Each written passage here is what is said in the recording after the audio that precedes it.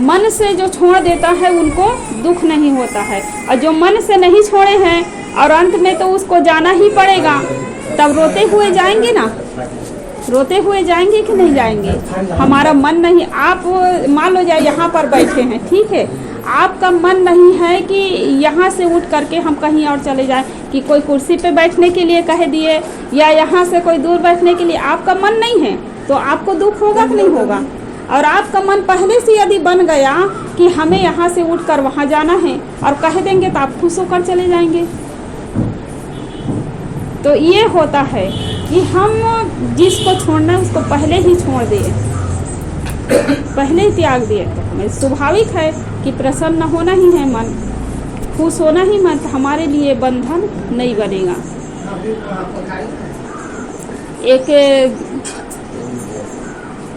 एक व्यक्ति था, उसका 3 बच्चा था, 3 बच्चा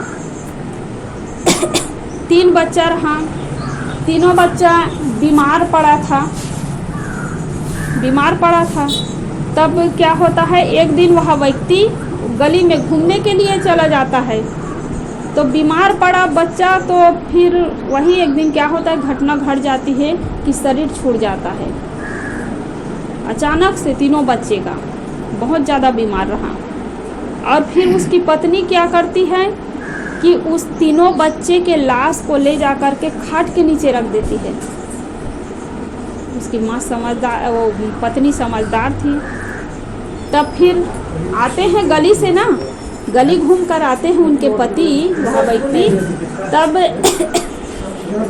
क्या कहता है कि जब भी वो घर में पहुंचते थे तो बच्चे लोग दौड़ पड़ते हैं, है ना। आप सबको भी अनुभव है कि पिता घर में आते हैं तो बच्चे लोग दौड़ पड़ते हैं।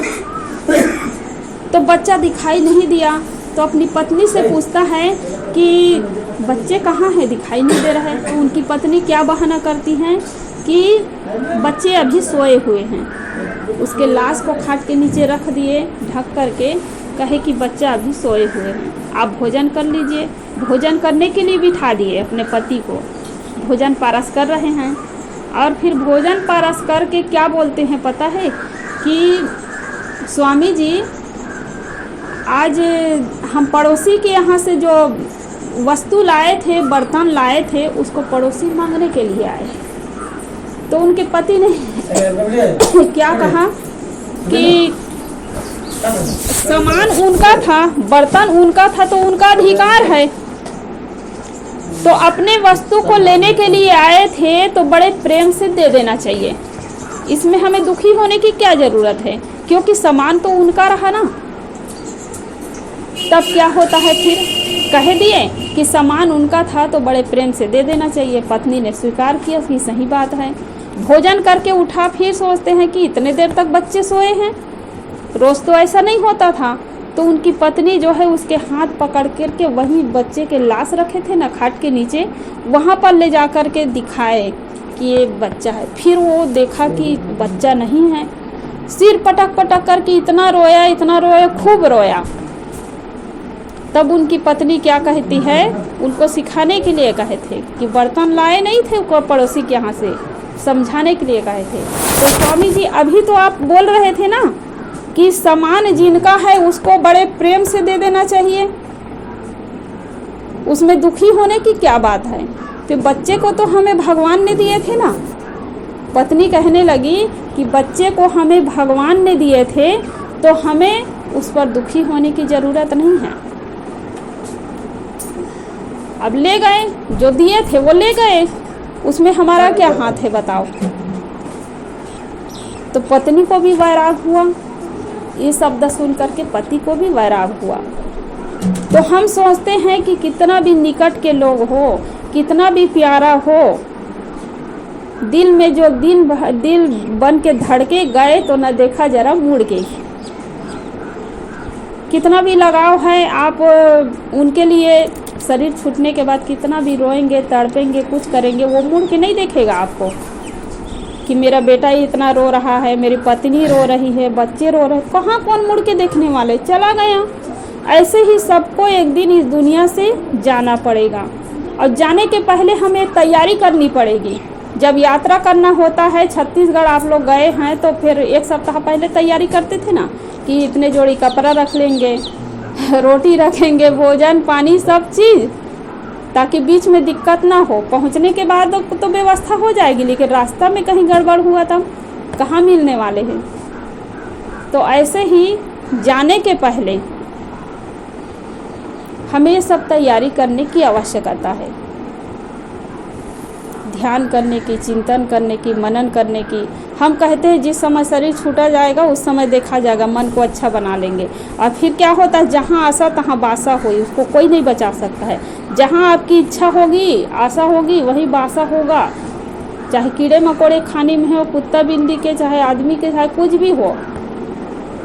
तो ये जब हम कर्म किए हैं ना, उसके अनुसार वो मन उस समय बनेगा, हमारी इच्छा बनेगी। जैसे आप रात में सपना सोते हैं ना, रात में सोते हैं, आप नहीं जान सकते हैं कि मेरे सपने में क्या आ जाएगा, और है तो वही कि देखे हैं, सुने हैं, भोगे हैं, वही आएगा सपना में। सत्संग सुने हैं, कभी और कुछ चर्चा, कभी लड़ाई झगड़ा देखे हैं, कभी कुछ घटना देखे हैं बाजार में, मेले में। तो ये सब चीज़ हमारा ही बनाए हुआ कर्म है ना, और वही सपना में आएगा। याद तो भूल जाता है। अभी सत्संग सुनेंगे, यहाँ से उठ के जाएंगे तो जितनी बातें हैं वो आप भूल जाएंगे, सब बात तो याद नहीं रहेगी ना। लेकिन आप जो सत्संग सुन रहे हैं तो एकदम गहराई से सुन रहे हैं, तो मस्तिष्क में वो जमा हो रहा है। भले याद नहीं रहेगा, भूल जाएंगे, लेकिन वो संचित जमा है, वो गहराई से सुने हैं वो। और सपना में कभी आ जाएगा, या तो चर्चा के दौरान, है ना, चर्चा के दौरान कोई सत्संग में बैठे हैं या कुछ भी बैठे हैं, ये हैं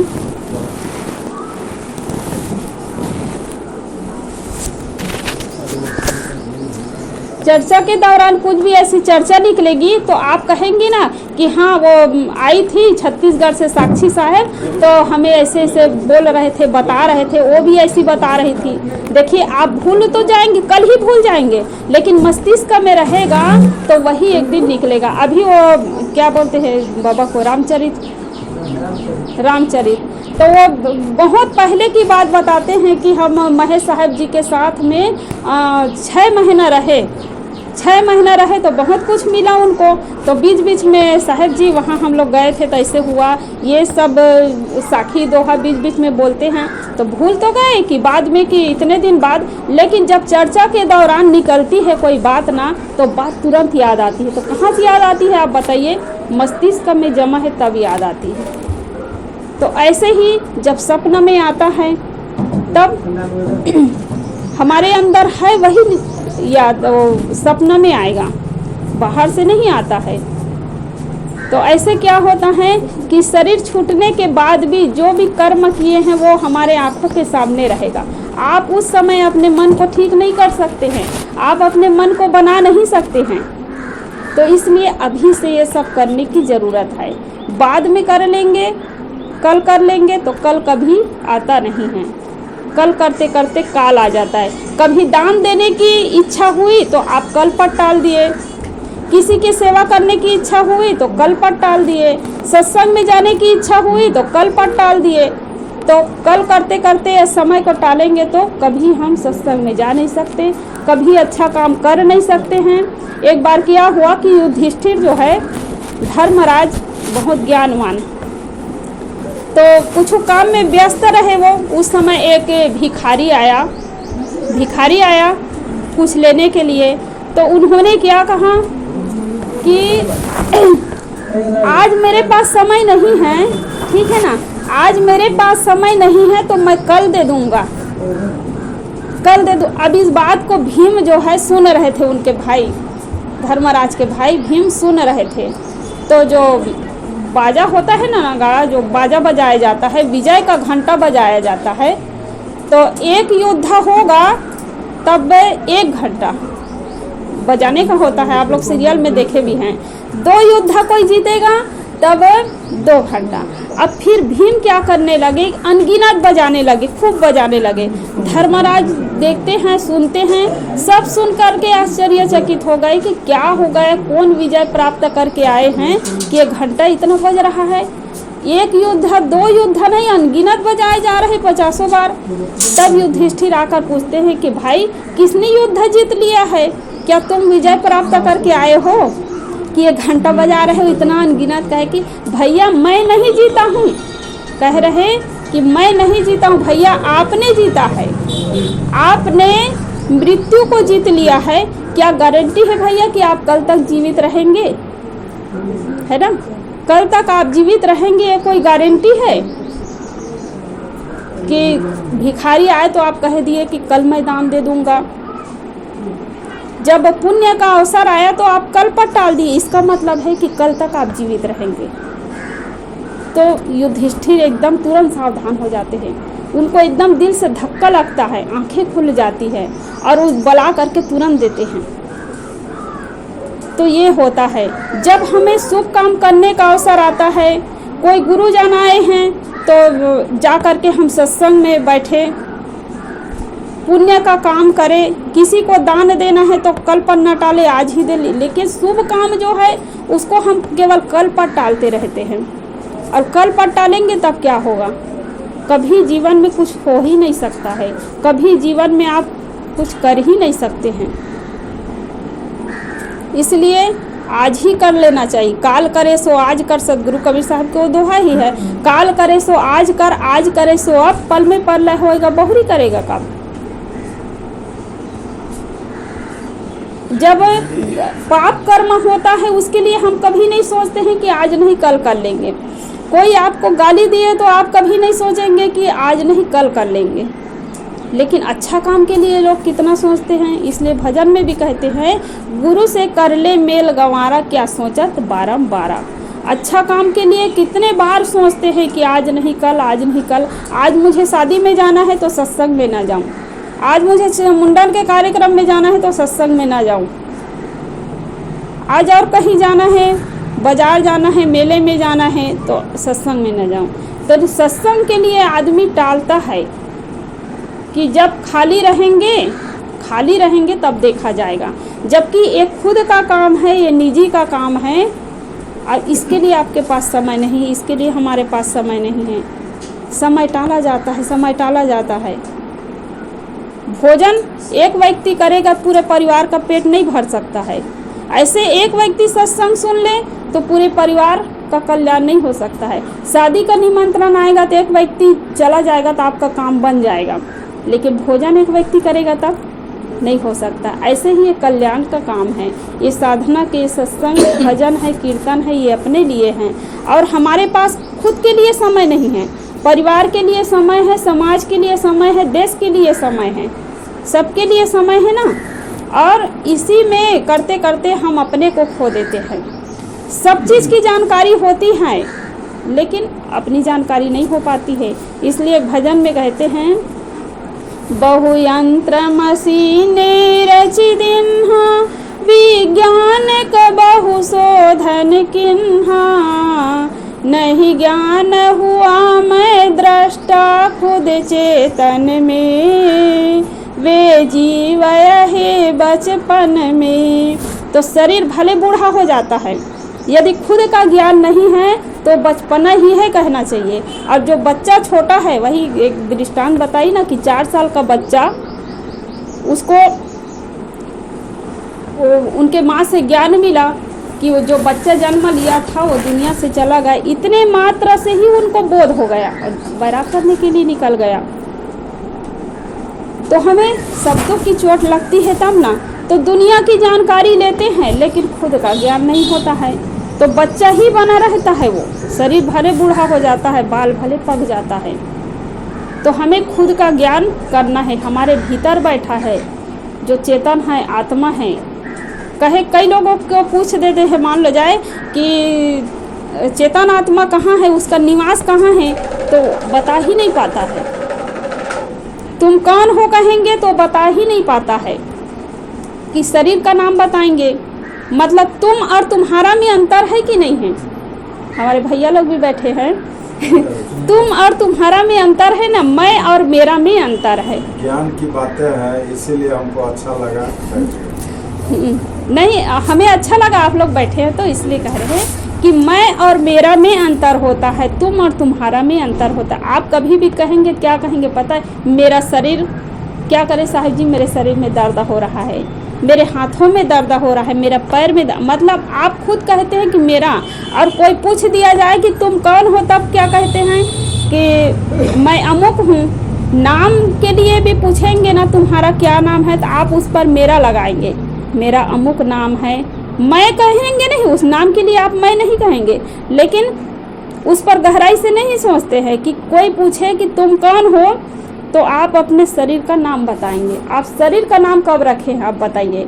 कि जब बच्चा जन्म लेता है तो आत्मा तो रहती है, शरीर तो रहेगा। जन्म लिया तो गर्भ से बाहर आया तो शरीर तो है, आत्मा तो है, लेकिन नाम कब रखा जाता है, छठी कार्यक्रम होता है तब ना। कोई बच्चे का 1 सप्ताह में, कोई बच्चे का 1 महीने में, कोई 5 महीने में, कोई साल भर में भी होता है। अब तो हमारे छत्तीसगढ़ में साल भर में भी छठी कार्यक्रम मना। तो जब बच्चे का नाम जो है बाद में रखा जाता है ना, आत्मा तो पहले से है, लेकिन इस पर कहाँ कोई गहराई से सोचते हैं। तो अपना जो है कभी बिछुड़ नहीं सकता है, ये शरीर बिछुड़ जाएगा।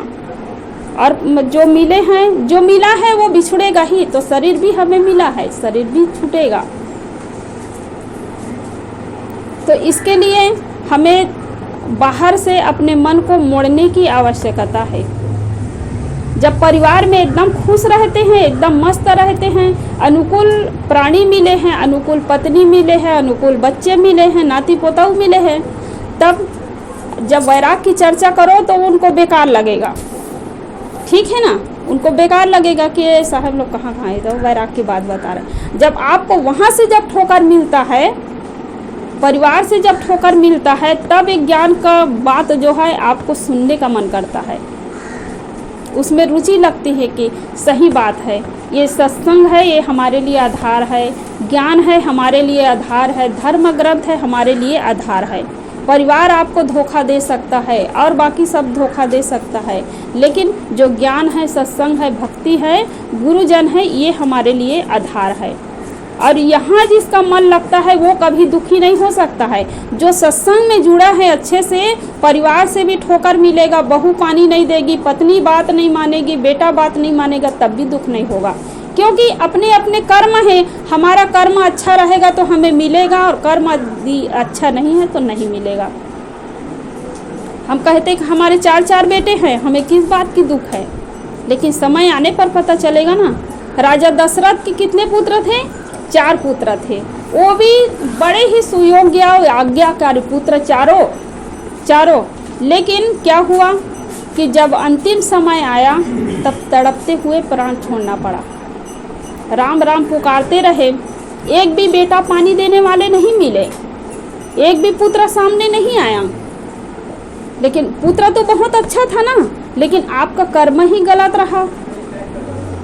जब जंगल गए थे तब वही श्रवण कुमार को बाण लग गया था, तड़पते हुए प्राण छोड़ा। उन्होंने श्राप दिया कि मैं अपने माता पिता को पानी नहीं पिला पा रहा हूँ, वैसे भी तुम भी, मेरे माता पिता बिना पानी के तड़प करके मरेंगे, वैसे तुम भी बिना बेटा के। श्रवण कुमार भी ना, वो लोग पानी नहीं पिए और तड़पते हुए प्राण छोड़े। ऐसे ही राजा दशरथ भी तड़पते हुए प्राण छोड़े अपने बेटा के वियोग में, ये भी तड़प तड़प करके गए दुनिया से। तो ऐसे ही कभी ये ना सोचे कि हमारे एक भी बाल बच्चा नहीं है तो कौन सेवा करेंगे। तो जिनकी बाल बच्चा है उनकी क्या सेवा हो रही है। हम देख रहे हैं दुनिया में कई जगह जाना होता है, वृद्धा आश्रम में किसके माता पिता है पता है कि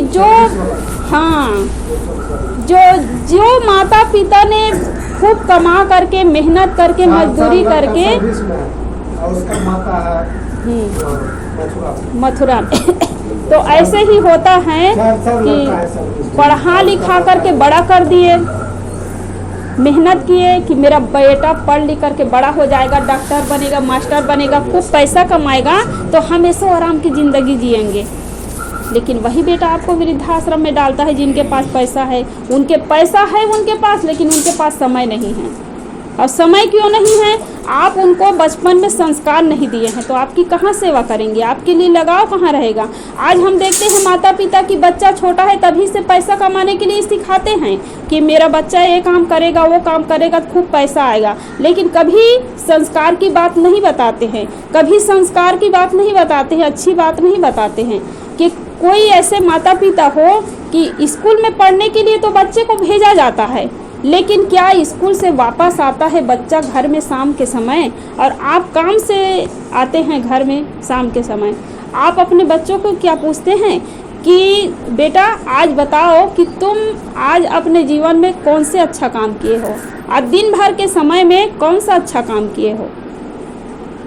तो हम कभी पूछते ही नहीं है, तो बेटा भी कभी ये ध्यान नहीं देता है।